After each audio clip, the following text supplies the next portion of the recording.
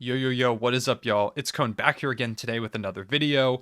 I just took a nap and woke up from it like 5 minutes ago and immediately decided I wanted to talk more about the draft. I can't believe so many of the things that went down, the players selected, the team fits. I keep just thinking about it. I think I'm going to make like 3 or 4 videos about this draft, so make sure to subscribe if you don't want to miss out on those. But today, I want to talk about a team that, in my opinion, has not only been doing great stuff in the draft, but recently overall, I love the way their rebuild is heading. That's the Detroit Pistons. You could probably tell by the title and thumbnail of this video.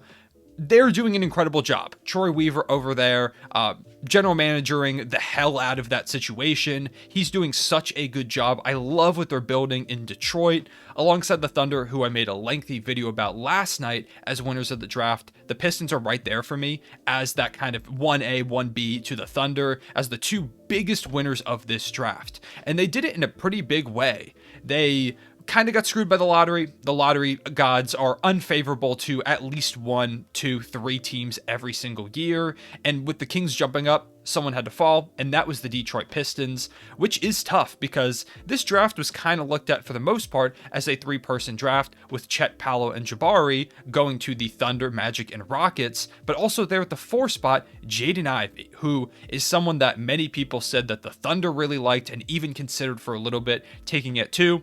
I don't necessarily buy those rumors, but just the fact that maybe a team in the top 3 might kind of be thinking about taking a guy like him shows how valuable he is when you've got 3 great guys like those 3 up at the top of the draft. It shows how valuable he can be. He's electric, he's a high-flying athlete, he can make some shots, he kind of has that it factor about him. He can be the lead guard on your team. He could be a franchise player. There are some people that had him ranked as like their first or second guy in this draft class. He's incredible. He was great at Purdue, and the Pistons, he would have been perfect on them. However, they fell to 5, and the Kings jumped them up at 4. But it was always kind of murky because the Sacramento Kings, they've got De'Aaron Fox. They just drafted Davion Mitchell. And while they did trade Tyrese Halliburton, so that is one less guard in that kind of cluttered guard rotation, still having those two, it would make it tough to kind of figure things out. Jaden Ivey and De'Aaron Fox, neither of them are a phenomenal shooter. So that backcourt pairing might have been a bit off. Both of them kind of need the ball in their hands a little bit. So it would have taken some time to work out. But Jaden Ivey was looked at as clearly the best player available when the Kings got on the clock at 4. There were rumors that maybe the Pistons or another team like the Pacers, the Knicks, hell, even the Grizzlies apparently were trying to trade up for Ivy because they all loved his game so much, as well as the Thunder from pick 12. However, no trade up comes. The Sacramento Kings are on the clock at 4, and they took Keegan Murray. And Keegan Murray is really good. He fits that team well. He's a guy that I think fits what they're trying to do. He's kind of a more win-now player, like it seems like they're going for, having Sabonis, Fox, Harrison Barnes is on that roster. It looks like they're trying to shift into win-now mode, and Keegan Murray is going to be good for that. He can space the floor, he can defend, he's really solid. But Detroit got so lucky getting Jaden Ivey to put in that backcourt with Cade. I'd been thinking about it for such a long time because the two of those guys are going to be such an incredible dynamic fit in the backcourt. They fit so well. Cade can shoot. He doesn't necessarily need the ball in his hands while he can make plenty of plays with it in his hands. He could also make plenty of plays without it. And I think the high-level athleticism of a guy like Jaden Ivey alongside kind of the more methodical, slow approach of Cade Cunningham, who given still is a great athlete, I think the two of them are going to be an incredible pairing in that backcourt. I think the Pistons got so incredibly lucky. It is a perfect pairing in my opinion. So now you've got those two in the backcourt to be your franchise backcourt. It's set that in future drafts, they don't have to worry about backcourt guys because they have their point guard and shooting guard of the future in those two.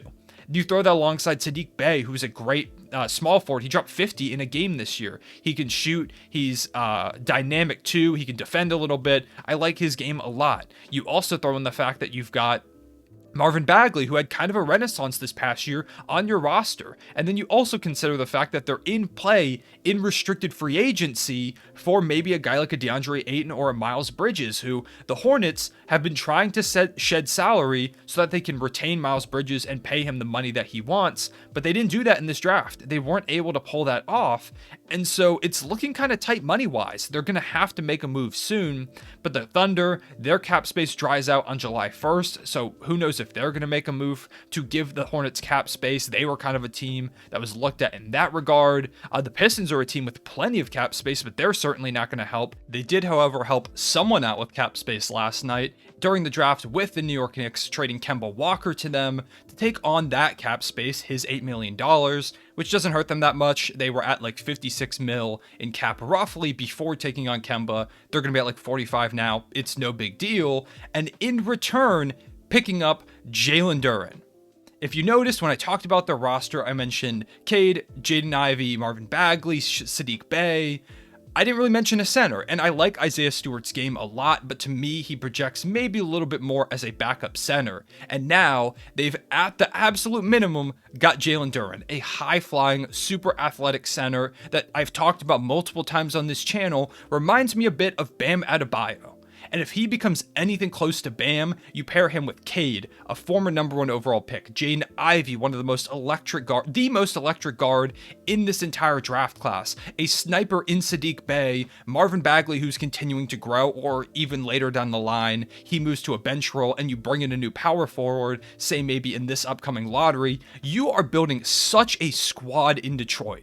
They have done such an incredible job of putting themselves in a place to succeed for the long-term future. They've got one of the best young cores in the league, money for restricted free agency, and just by taking on Kemba Walker's contract, because the Knicks are really desperate to bring in Jalen Brunson, it seems, by clearing up cap space, they were able to bring in a guy like Jalen Duren, who many people thought could go early as like 8 or 9. I thought, hell, he could even go 7 to the Trailblazers. He ends up falling pretty far to pick, I believe it was pick 13, right after the Thunder that the Hornets made, and he went to the Knicks, and they then flipped him to the Pistons with Kemba Walker. It was this whole thing, but they ended up, like, the Pistons ended up, so the Hornets traded Duren to the Knicks, who then traded him to the Pistons, and the Pistons then took on some cap space, so that helps them even more in there.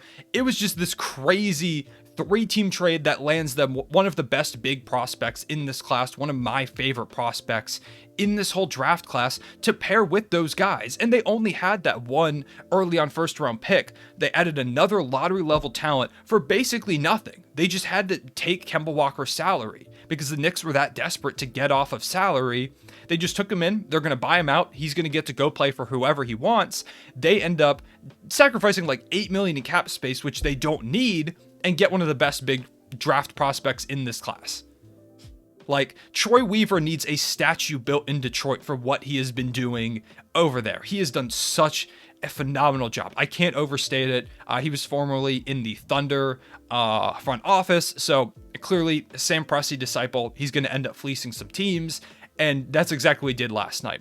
Bringing in Jaden Ivey and Jalen Duren in the same draft is such an incredible feat, and that's why alongside the Thunder, they're one of my biggest winners. I think they went into a draft where there was a possibility that they got a like high-level starter, you know, maybe potential all-star one day in the Keegan Murray, but instead they walked out with not only Jaden Ivey, who I see as a bit of a better prospect, but also an incredible fit next to Cade, setting up your backcourt for the future without even having to trade up, and in addition, just took on Kemba Walker's salary for like literally nothing, end up getting a guy like Jalen Duren who fits a hole that you have and could fit. Imagine Cade, like the pick and rolls between Ivy, Cade, and Jalen Duren are going to be insane. And then you throw Sadiq Bey in the corner or on the wing to catch threes. You run pick and pops. Like there's so much you can do with this roster. It is so versatile. It's dynamic. It's going to be, I'm going to watch so many Pistons games this upcoming year. Like I said, Ivy was one of my favorite prospects in this class, as well as Duren. They got both of them in a draft where they kind of just made the pick appear out of thin air. It was an incredible job from Troy Weaver, a night where his former, I guess, cohort in Sam Presti also pulled off a fleecing. So shout out to Pistons fans. I'm sure y'all are stoked. And it shows that even if you get screwed in the lottery, you can still make the most of it. There are still ways to make really impactful plays and decisions, take guys that can make a huge impact, even if you get screwed in the lottery. We saw that last year with the Thunder and Josh Giddey as well. So great night from the Pistons. I love what they've been doing with their rebuild. Things are really, like, the future's super bright because also, this Pistons team, while they're going to be decent this year, I still think they're going to be towards the bottom of the East. They're really, really young, even if they have a lot of high upside talent. They're still a very young team. They're going to be younger than they were this past season. So I still think they're going to be at the bottom of the Eastern Conference standings, or at least towards the bottom. And that puts them square in position to maybe bring in a Victor Wembanyama. And if they bring him in, it might be over for the league. If you don't know about Victor, go look some of his highlights up. You'll probably be scared. But yeah, that's all I've got for this video. Shout out to Pistons fans. Shout out to the Detroit Pistons front office. They've done an incredible job. I appreciate y'all watching. Please leave a like and subscribe if you did enjoy. I'll see y'all later. Real one, say it back.